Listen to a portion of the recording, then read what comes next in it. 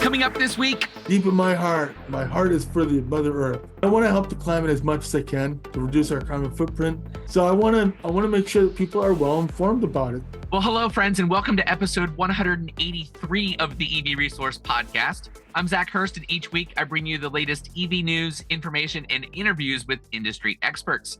And this week, I have a very special conversation to share with you. Stephen St. Peter Jr. from Bucksport, Maine. He is a hometown ordinary hero that has really taken action to do incredible things in the town. Stephen, thank you so much for joining me on the podcast. I'm really looking forward to speaking with you.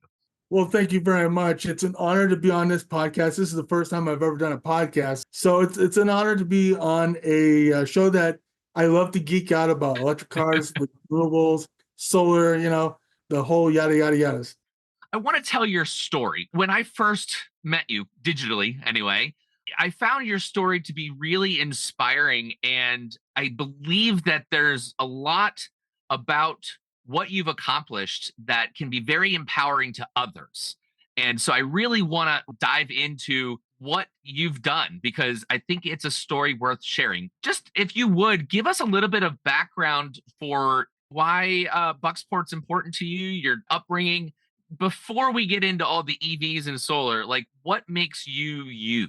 A little backstory. I was born 2 months premature. I was 2 pounds when I was born. The likelihood that I was going to survive birth was slim to none. I was clinically dead for a minute. And the doctor actually saved my life, Dr. Phillips.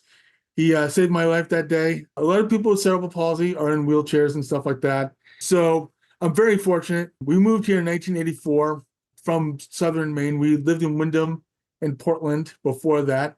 So when I first moved here, a lot of kids were mean and cruel. They'd punch me and they'd kick me and call me the R word and stuff like that. And one day I was beaten down and I just went into the school library and I just started reading a Reader's Digest. And I can still remember the title that I saw, Climate Change, Real or Not. And this was in Reader's Digest, 1984. I was 8 years old. So I met this librarian by the name of Nancy Dankle. God bless her soul. She just passed away. So she's the reason why I got into climate science and electric cars in the first place. Because, she would find me like these VHS tapes. She would find me like all these reading materials about science and stuff. And we became best friends. And throughout the years, she's watched me blossom. And for years and years, I was always on the EV track. And then I would say almost 4 years ago, I had just broken up with a girlfriend. I had an aha moment. And I'm like, you know what? Maybe I should just give up dating and just do my passion because the way things are going, electric cars are becoming more and more mainstream. So I just created a Facebook group.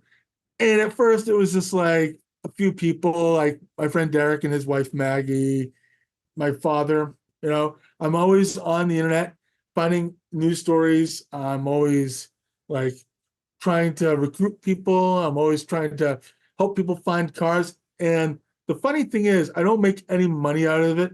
I'd rather do this for free. When I first started my group, I thought for sure this is probably not going to last long, but I was always promoting the group. I wanted to see if I could at least get 100. But then a year later, I ended up going to 1,000. So I'm like, oh my God, I started almost crying the day that I found out I was at 1,000. And now we're approaching 4 years. So you don't know where it's going to head in the next year or so. What you've done is a lot more than just create a Facebook group. Correct. And not to minimize that effort, because certainly gathering people together is very important for any movement or any action to be taken, especially on environmental issues or social issues. Like, that's important. Mhm. But what you've actually done is transformed in many ways the town that you live in. Right. So I want to go back and talk about the journey that you started when you're talking with people in your town. You have influenced a lot of people to adopt solar, adopt electric vehicles, and also now the town has EV chargers. So Correct. let's go back and talk about the beginning of that, because that's not an easy thing to do. I'm sure you had a lot of challenges.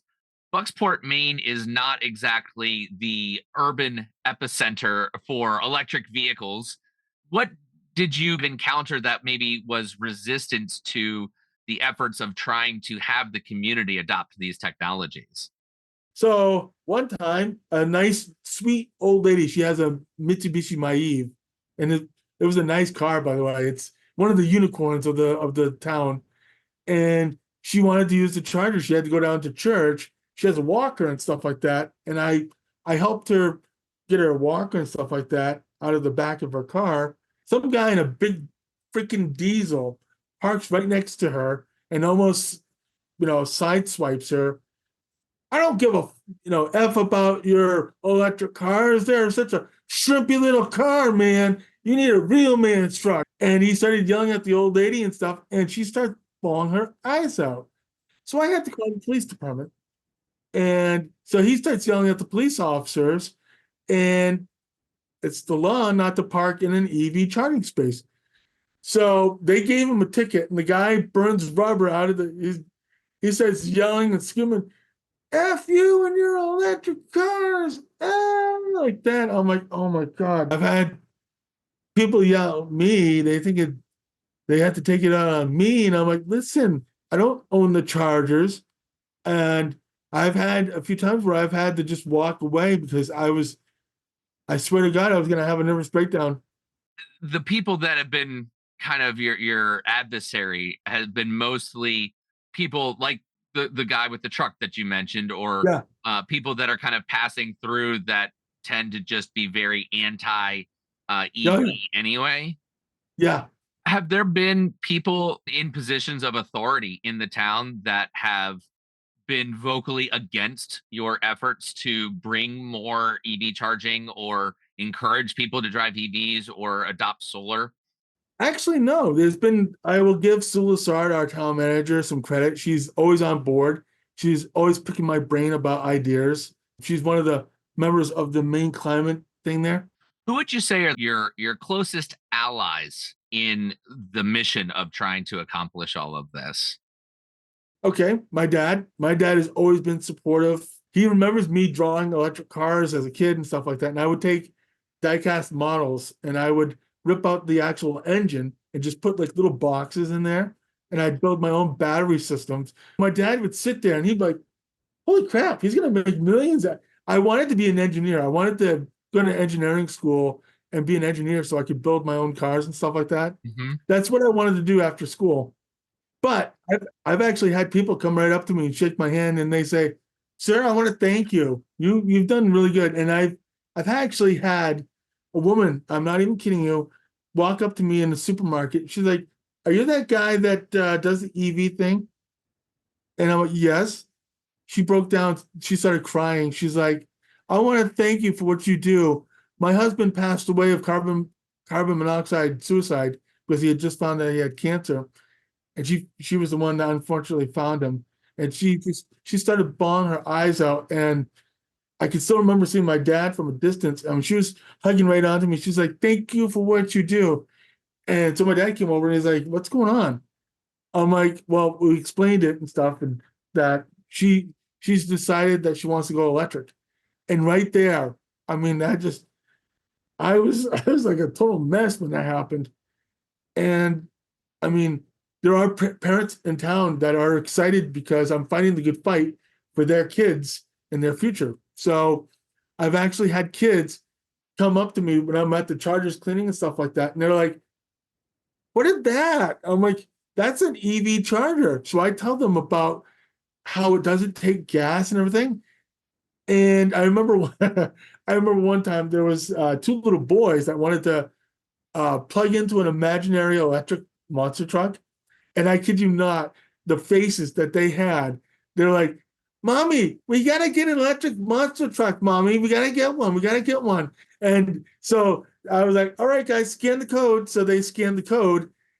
And so it was pretend, of course. I made sure that it wasn't real. But it was so cool to see them. And then I've had little classes of kindergartners. They wanted to learn about electric cars. So I will do a kid-friendly like a demonstration sometimes. I'll take bath noodles, and what we'll do is we'll build our own EV chargers out of boxes and stuff like that. And it's pretty cool. I'm trying to inspire the next generation. Let's talk about what has been accomplished. So we had three chargers, and then eventually at 83 Franklin Street, right across the street from the police station, Alex and Lisa, they actually, funny story, they've been around the world pretty much, and they've gotten married in every country available. So they opened up a place called Spofford Lodge. They took an old school, they converted it to Airbnb rentals and stuff, and it's beautiful in there, by the way. If you guys get a chance to rent an Airbnb, that would be top tier like Airbnb rentals. I mean, it's beautiful in there. So I said to them, you know, it'd be kind of cool if you had EV chargers there. And they like the idea. They're like, we'll definitely put them in. And it's a universal charger, so everybody can use them. So we now have 5 charging stations for the public to use. It's been gaining steam for the summer tourists. I mean, a lot of people have discovered Bucksport, and they've discovered that while their cars are charging, it'd be a perfect place to take a walk on the waterfront. But also, we have several people that have charging stations at home, and like Isaac and Caitlin, they have a little boy. They had an Ionic sedan before they had their child, but they now have an Ionic 5 SUV. And then Ralph and Beck, they have a Chevy Bolt. And then their daughter, Nina, decided she wanted to get a Chevy Bolt. So here's a little plug for Green Wave Electric Vehicles in New Hampshire. Jesse Lohr, one of my good friends, he set her up with a Chevy Bolt, and she will have an EV charger at her house, which they're restoring right now. It's been really cool. So I think right now, at last count, Buckport has, I would say, about 20 to 30 people that have electric cars, either used or brand new. We have Volkswagen ID4s, we have Teslas, Nissan Leafs. We have a few F-150 Lightnings, by the way. So it's pretty cool. Bucksport is a small town, so that many Right. electric vehicles is actually a really significant percentage of the total amount of It people, is. isn't it? How many people have gone solar? Because we haven't talked about solar yet, but obviously that's a big, important part of things. We have 2 solar farms being built right now. One is where the mill used to be, the log yard where they used to store logs. So they have like a little pond and stuff like that. And that's the 20-acre farm, okay? And that should be generating, I think by June, I think, if I remember right. And so next door to the Walgreens is going to be another 20-acre solar farm. And the hardware store, the local hardware store has solar panels on top of there. So we got those 2 solar farms being built. The wastewater treatment plant has a little solar array, like I think it was like last count 6 rows of solar panels. And then we have a hotel in town that has solar panels on top of there.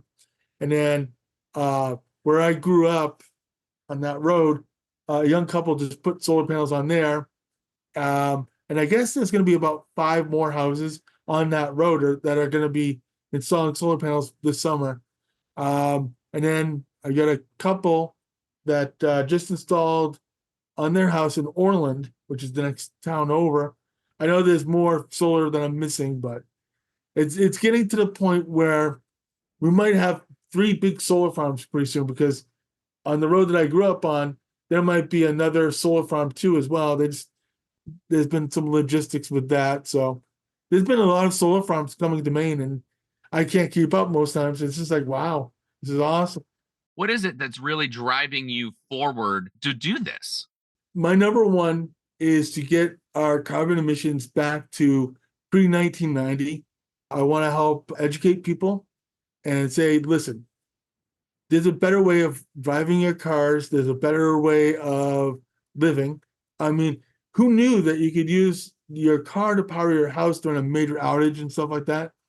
And that's becoming more and more prevalent. So I'd like to help people switch from that gas generator to a car that can power your house for for the next few days. I think that'd be great. Also, think about in the next 10 years how bad severe weather patterns will become if we're not careful. So I just want to educate people. I when I post a story, it's like the good, the bad, and the ugly. And I don't want to sugarcoat anything. Deep in my heart is for the Mother Earth. I want to help the climate as much as I can to reduce our carbon footprint. So I want to make sure that people are well informed about it. I want to inspire more people. I want to get this going. If you could share words of advice for anybody that's watching or listening that wants to make an impact on their local community in a way that you have with Bucksport, Mhm. what would you say is a starting point? Like, what advice would you have for them? Well, just keep researching. Find out as much as you can, the good, the bad, the cons, the pros, and just make your own informed decision. The way that I do research is I try to get several sources. You don't have to have a college degree in order to understand, climate science and electric cars. Be very vocal in your government, in your local towns, and just make sure that you put your stamp of approval if they say, well, we don't know. I don't think that would be the best idea, but try to be as cordial as you can. Try to bring the stats, bring the dialogue and the information to the local communities, like the town managers or the economic developer or something like that. I want to thank you for your efforts where a lot of people, they might be passionate about something, they might talk among their friends and family, but they typically won't take it further than that, probably because of a fear of rejection or this feeling that the problem is too big for them to be the person or an individual that can address it. And so I want to thank you for being an example of what can happen if you just take those efforts. If you go and talk to your town council or in your local government, and I mean, as simple as creating a Facebook page to gather those similar people in the community around a centralized purpose. Those simple acts can really do a lot, as we've seen for Bucksport over the last 4 years. I know you're very humble, you don't want to necessarily take credit for the transformation that's taken place, but your efforts have made a big difference, and I know you're not finished. What you're doing is a story worth sharing, and I really hope that this empowers others to follow in your footsteps. That'd be cool. Hey, if I can inspire somebody just by helping them realize the dream, hey. This episode of the EV Resource Podcast is dedicated to the memory of Nancy Dankle, who, when Stephen was just 8 years old, lit the spark that has really become this lifelong passion that he has had. Nancy was also a lover of nature, especially trees, with one of her favorite books being The Lorax. She would often speak for the trees. To support her memory, I would encourage all of you to click the link in the show notes, which will allow a donation to plant a tree in Nancy's memory.